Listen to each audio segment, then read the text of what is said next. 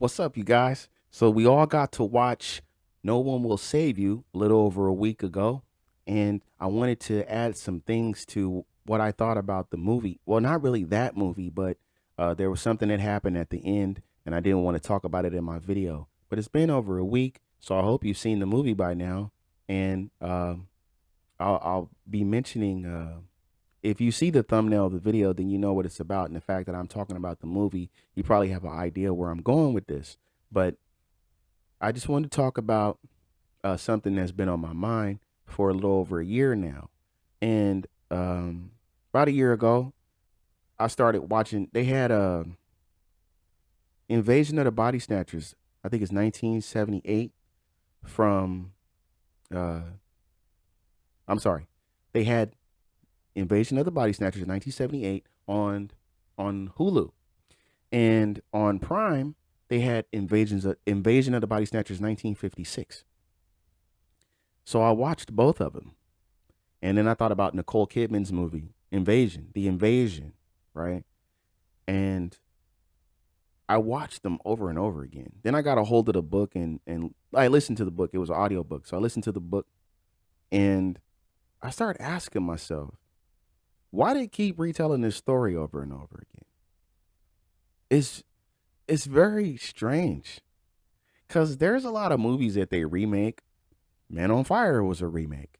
I didn't even know, but I just mentioned three versions of the same movie, and I didn't even mention the 1993 version, Body Snatchers. Okay, so you have Invasion of the Body Snatchers 1956, Invasion of the Body Snatchers 1978, Body Snatchers 1993, and then The Invasion 2007. All right. But it was weird to me because I kept asking, why do they keep retelling this story? Why do they keep retelling us this story? And then I think about Prometheus, because Prometheus, when that movie started, it started on something weird. And I've been asking friends and people, hey, what do you think about this? So I'm going to ask you guys. At the beginning of Prometheus, uh, you have the engineers, right? When they do the DNA test later on in the movie, you find out that the engineers and the humans share 100% the same DNA. So basically, they made people. But at the beginning of the movie, we saw one of the engineers get dropped off on a planet. I don't think it was Earth. It was whatever the planet was that they went to when they located not the alien yet, but what was to become the alien later on. He drank this black goo. The guy at the beginning, the engineer, he strips down. He's got on like some shorts. It's full swole. All right, hella big, look like a big ass white Vin Diesel, like a super white Vin Diesel. And then he drinks this black goo. And when he drinks it, he kind of starts like, retching and he starts to decompose. He falls apart and he falls, just completely breaks down and falls into the water. And then we watch him decompose in the water and break down. And then we start seeing cells form. And then they create a two-strand DNA, and it goes from there. And, people came from fish and all that, right? Okay. But it's a trip to me that all these movies, like, that's not a body snatcher thing, but that's a like we created people thing. And then the body snatcher thing is interesting because it changes your DNA. It changes you as a person. Like it kind of steals you. Like you're the same. You're kind of like the same, but you're not the same. And then in Body Snatchers, the old body actually fell apart. It just fell apart. It just decomposed, right? Kind of like the engineer. But I'd be thinking, and I'd be like, they do things and they want to mess with people's DNA and they want to do all this stuff. And sometimes I think, our movies a warning? Are they trying to warn us about something? And then I remember I watched these movies, and in the first movie you had Miles Bennell, and then in the second movie you had his name was Matthew Bonnell, right?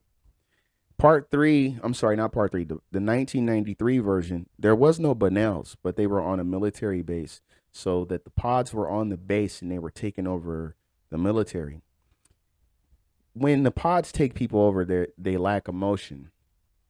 In the 78 version with Donald Pleasance, that was the one that they lacked the most. I'm sorry, not Donald Pleasance, Donald Sutherland. Donald Sutherland, Kiefer's dad. That was the one they lacked the most emotion. In 2007 version and 1993 version, they showed a little emotion. They showed a little anger. Um, but the thing about the 2007 version that was interesting was I didn't remember it, and it wasn't available or anything. So I had watched the 1956 Invasion on Prime. I watched the 78 version on Hulu. I just happened to find the 93 version on YouTube. And then I kept looking for the 2007 one. I have it on DVD. So I just tried to remember the movie. I didn't feel like putting the DVD on or anything. I just tried to remember the movie, and I started looking up clips for the movie. While I was looking up clips for the movie, somebody did a video about the movie, like some kind of just breaking the movie down. And what I didn't remember was in Invasion, or The Invasion with Nicole Kidman, the government had been taken over and they were using their vaccine to take over the population. You know, this weird sickness showed up and all the people were worried and they had to get in line and get these shots. And then once they got the shot, when they went to sleep and they woke up the next day, they weren't themselves. They weren't them anymore. And I just thought that was strange. That was from 2007. You can connect it to whatever you want to. I'm just saying that in the movie, that's what happened. And that was the fourth version of that movie. Now, after that, I heard they made another one. It was like a low budget one. I don't know if it was, maybe it was a show. It didn't go on for too long, but I guess they did like a movie, like some kind of film, low budget film, probably both. So they keep retelling. Why do they keep retelling this story? Why they keep telling us that people trying to steal us? Why we keep seeing actors disappear and come back different? Why everybody trying to figure out if Joe Biden wearing a mask? You know, why they telling us that, you know, people are lizards and all kinds of shit? I'm just saying, bro. I'm just saying, movies can be used for something instead of telling people that Trump is bad, right? They can be used for something. And sometimes they could be used as a warning.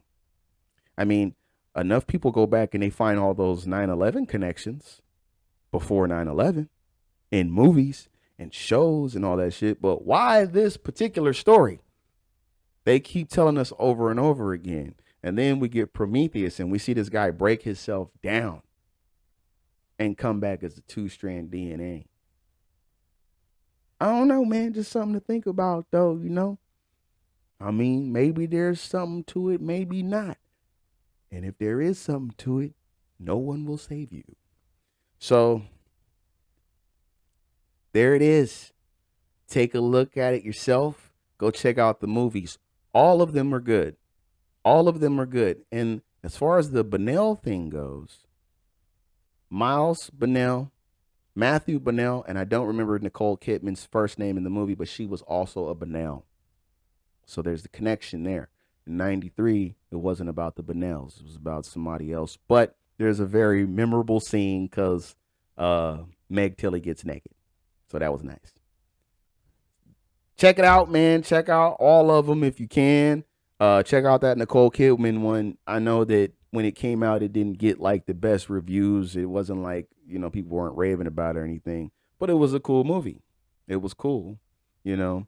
I think that the 78 version will probably be my favorite. You have the 1956 version with the guy that plays Miles. At the end of the movie, he's running down the street, like in the freeway, trying to warn cars, stop cars and warn them what's going on, telling them these things are here and they're trying to take over. In the 1978 version, uh, what's his name, McCarthy. He played a character who was running through the street, and he ran up to Donald Sutherland's car and he started banging on the window. He tried to warn him that they were coming. You know what I mean? So that was dope. That's 22 years later. He comes back. You know what I'm saying? And I won't say he reprised his role, but he reprised his role. You know what I'm saying? Like that was pretty cool. You know? So yeah, man. Invasion of the Body Snatchers. Check it out. Look into it, man. What are they trying to tell us? Maybe you could see more about it than I do. But the book too, the aliens was like, fuck these clowns, we're out. You know, so that was different. The aliens is kind of was like on some War of the Worlds type shit. Like it ain't worth it. You know, keep Earth. Fuck it. So check out the movies, man. They're all cool. But I just think there's a message there. So check it out. I'll talk with you guys later.